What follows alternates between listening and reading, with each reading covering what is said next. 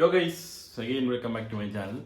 അങ്ങനെ രണ്ട് OTT പടങ്ങൾ, ഒരു OTT പടവും ഒരു OTT സീരീസും കണ്ടിരിക്കുകയാണ്. ആദ്യം നമുക്ക് പടത്തിനെ കുറിച്ച് പറയാം. ഡാക്കു മഹാരാജ്. ഇതിൽ അഭിനയിച്ചിരിക്കുന്നത് നമ്മുടെ ഒന്നുമല്ല, തെലുങ്കന്മാരുടെ സ്വന്തം, തെലുങ്ക് തന്നെയല്ലേ, തന്നെ Nandamuri Balakrishna, who's also known as Balayya. അങ്ങേരുടെ സിനിമയാണിത്. ഉർവശി റാവുത്തല വലിയ നല്ലൊരു പാട്ടും അതുപോലെ കുറച്ച് സാധനങ്ങളൊക്കെ ചെയ്ത് വെച്ചിട്ടുണ്ട്. പുള്ളിക്കാരി ഒരു SI കഥാപാത്രമാണ്. അത് നല്ല രീതിയിൽ തന്നെ പുള്ളിക്കാരി കുറച്ച് ചെറിയൊരു സ്റ്റണ്ട് സീനൊക്കെ ഉണ്ട്. പുള്ളിക്കാരി അടിപൊളിയായിട്ട് തന്നെ ചെയ്തിട്ടുണ്ടെന്നാണ് എൻ്റെ ഒരു പക്ഷം. മറ്റേ ദബിഡി ആ പാട്ടൊക്കെ ഈ സിനിമയിലാണ്. ബോബി ഡിയോൾ കിടിലം, ഒരു ടിപ്പിക്കൽ വില്ലൻ. ഇത് ടിപ്പിക്കൽ കഥയാണ് ഈ സിനിമ. അത് ടിപ്പിക്കൽ വില്ലനായിരിക്കും, ടിപ്പിക്കൽ നായകനായിരിക്കും. പല സിനിമേന്റെയും റെഫറൻസ് നിങ്ങൾക്ക് അവിടെ നിന്ന് ഇവിടുന്നായിട്ട് തോന്നാം. ഞാനത് പറഞ്ഞു തരാം. പിന്നെ ശ്രദ്ധ ശ്രീനാഥ് പുള്ളിക്കാരി സിനിമയിലുണ്ട്. പുള്ളിക്കാരിന്റെ കഥാപാത്രത്തിലോട്ടൊക്കെ എത്തുമ്പോഴത്തേക്കും യൂഷ്വൽ തങ്കച്ചി പാസം സ്കീം പോലെ ആയ പോലെ ഉണ്ടായിരുന്നു. ബട്ട് സ്റ്റില് ഇങ്ങനെ പ്രീവിയസ് പടങ്ങളൊക്കെ വെച്ച് നോക്കുമ്പോൾ ഇത് കണ്ടുകൊണ്ടിരിക്കാൻ രസമായിരുന്നു. മറ്റേ നരസിംഹനോ എന്തായിരുന്നു, വീരസിംഹ റെഡ്ഡിയൊക്കെ കാണുമ്പോൾ അതിലെന്നൊക്കെ പറയുകയാണെങ്കിൽ മലങ്കൾട്ടാണ് നമുക്ക് അറിയാം. എന്നാലും നമ്മളെ പിടിച്ചിരുത്തി അറക്കണ പോലത്തെ സീൻസും കുറെ കഴപ്പുകുത്ത നായികമാരും അങ്ങനത്തെ ഒരു സെറ്റ് ഓഫ് സാധനങ്ങളാണ് ആ സിനിമയുള്ളത്. പക്ഷെ ഇത് അങ്ങനെ ഒന്നുമല്ല. ദിസ് ഈസ് പക്ക ഒരു പോപ്കോൺ പടം. ഇത് നമ്മൾ സീറോ ലോജിക്കലിൽ നമ്മൾ ഇങ്ങനെ ഇരുന്ന് കണ്ട് രസിച്ച് പോകുന്ന, കൈയടിക്കാനും വിസിലടിക്കാനൊക്കെ തോന്നുന്ന, മറ്റതുപോലെ നമുക്ക് കല്ലടി ഉണ്ടാവില്ല ഈ സിനിമയിൽ. അതാണ് എനിക്ക് തോന്നിയത്.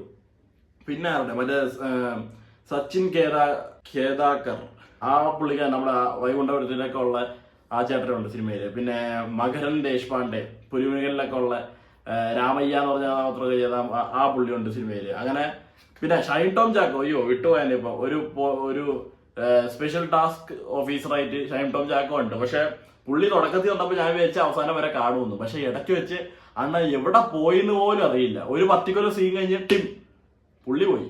പുള്ളിനെ പിന്നെ ആ പടത്തിൽ കണ്ടേ ഇല്ല. അത്രയും നേരം മറ്റേ മൂഴ്ച നിന്ന ഒരു ആള് ഒറ്റ സെക്കൻഡ് തൊട്ട് അപ്രത്യക്ഷനായെന്നാണ് എനിക്ക് തോന്നിയത്.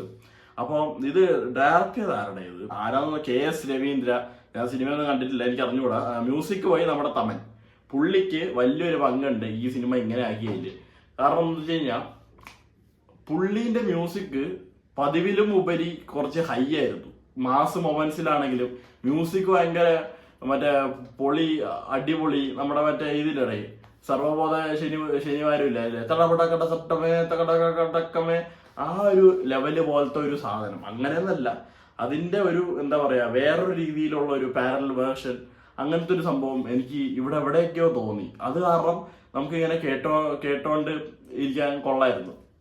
പിന്നീട് ഇതിന്റെ പ്ലോട്ട് പറയുകയാണെങ്കിൽ ഉണ്ടല്ല, ഫസ്റ്റ് ഹാഫ് ഫുള്ള് കണ്ടു കഴിഞ്ഞാൽ ഫസ്റ്റ് ഹാഫ് കഴിഞ്ഞ് ഇന്റർവെൽ ആയപ്പോൾ എന്റെ മനസ്സിൽ വന്ന സാധനം ഇതാണ്. ഇത് പേട്ടയല്ലേ എന്നെനിക്ക് തോന്നി. കാരണം പേട്ടന്റെ കഥ എന്നല്ല ഞാൻ പറയുന്നത്, കഥയോ കഥാപാത്രങ്ങളോ ആ ഒരു പടത്തിന്റെ രീതി അങ്ങനെയൊന്നുമല്ല. ആ ഒരു സ്ട്രക്ചർ ഉണ്ട്. തുടക്കത്തില് ഇന്റർവെൽ പോർഷനിലേക്കുള്ള ആ ഒരു ഫൈറ്റ് സീക്വൻസ് കാണിക്കുന്നു. പിന്നീട് കഥ മൊത്തത്തിൽ എന്താ പ്രശ്നങ്ങൾ എന്നുള്ള കാണിക്കുന്നു. എന്നിട്ട് ഇന്റർവെൽ ഫൈറ്റ് സീക്വൻസിൽ നായകൻ മറ്റെല്ലാത്തിനും ആക്കിയിട്ട് ഇന്റർവെൽ വരുന്നു. സെക്കൻഡ് ഹാഫ് തുടക്കത്തില് നായകൻ മറ്റേ പരിക്കേറ്റ് അത്യാവശ്യം നിലയിൽ കിടക്കുന്നു. കറക്റ്റ് പേട്ട.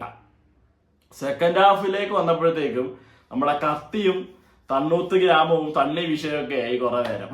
അത് അങ്ങനെ കുറെ നേരം പോയി. നിങ്ങൾ സിനിമ കണ്ടു നോക്കുക. ഒരു പക്ക പോപ്കോൺ പടം, ടിപ്പിക്കൽ ടെംപ്ലേറ്റഡ് ജോണർ, അങ്ങനത്തെ ഒരു പക്ക മാസ് മസാല അടിപ്പടം. സാധാരണ സ്റ്റണ്ട് പടം എങ്ങനെ ഇരിക്കുമോ അതുപോലെ ഉണ്ട്. അപ്പൊ നിങ്ങൾ എന്തായാലും കണ്ടു നോക്കുക, നെറ്റ്ഫ്ലിക്സിലുണ്ട്. അടുത്തത് ലവ് അണ്ടർ കൺസ്ട്രക്ഷൻ എന്ന് പറഞ്ഞ നമ്മുടെ നീരജ് മാധവ്, പിന്നെ ആരുടെ ഗൗരി കിഷൻ, അജു വർഗീസ് തുടങ്ങിയവരൊക്കെ ഉള്ള ഒരു സീരീസാണ്. ഹോട്ട്സ്റ്റാർ സ്പെഷ്യൽ എന്നല്ലല്ലേ, ഇപ്പൊ മറ്റേ ജിയോ ഹോട്ട്സ്റ്റാറായി. അവന്മാര് ജിയോ അങ്ങ് വിലക്ക് വെച്ചെന്ന് തോന്നുന്നു. അങ്ങ് കൊളാബ് ആയതുപോലെയൊക്കെ ആയി.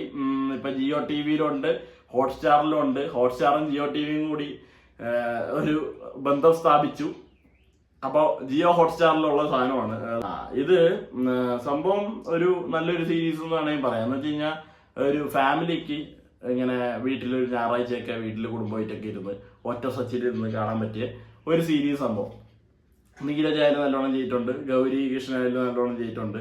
അവരുടെയൊക്കെ എല്ലാവരുടെയും ചെറിയൊരു പോർഷൻ ഉള്ളത് എന്ന് വെച്ചാൽ ചെറിയൊരു കഥ. ഒരു പ്രവാസി നാട്ടിൽ കുറെ കാശുണ്ടാക്കി വീട് വെക്കുന്നു, പുള്ളിയുടെ ജോലി പെട്ടെന്ന് പോകുന്നു, പുള്ളി തിരിച്ച് നാട്ടിൽ വന്നിട്ട് ഉണ്ടാകുന്ന പ്രശ്നങ്ങളും കുറെ കൈക്കൂലി കേസുകളും അതിൻ്റെ ഇടയിൽ അവരുടെ വീട്ടിൽ മറ്റേ ലവിൻ്റെ ഒരു ഇഷ്യൂവും അതിൻ്റെ ഫെയിലിയറും കാര്യങ്ങളും അങ്ങനെ അങ്ങനെ അങ്ങനെ പോകുന്ന ഒരു ചിന്ന ഒരു സീരീസ്, കൊട്ടി സീരീസ്.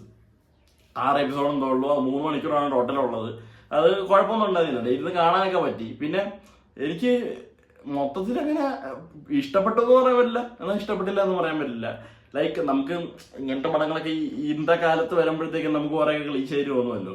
ലൈക്ക് മിഥുനത്തില് ലാലേട്ടനെ കുറേയിട്ട് വലിപ്പിക്കും, എന്തിന് മറ്റേ കൈക്കൂലി കേസിന്റെ ഒക്കെ പേരിൽ. അതുപോലത്തെ ഒരു സംഭവമൊക്കെ ചെറിയ രീതിയിൽ ഇതിലും കൈക്കൂലി വിഷയം അങ്ങനെ കണ്ടവന്മാരൊക്കെ വന്ന് കാശടിച്ചുകൊണ്ട് പോകുന്നു, അങ്ങനത്തെ ചെറിയ വിഷയങ്ങളൊക്കെ ഉണ്ട്. ബട്ട് അതൊക്കെ ഇന്നത്തെ കാലത്ത് ഇനി റിലവൻസ് ഉണ്ടോ എന്ന് അറിയില്ല. കാരണം ഇന്നത്തെ കാലത്ത് കൈക്കൂലിയൊക്കെ ഉണ്ടാവും, ഓഫ്കോഴ്സ് ഉണ്ട്. ബട്ട് എന്നാലും കുറേയൊക്കെ മാറിയടേ. എല്ലാവരും വിജിലൻസിനെ എല്ലാത്തിനെയൊക്കെ പേടിച്ചു തുടങ്ങി.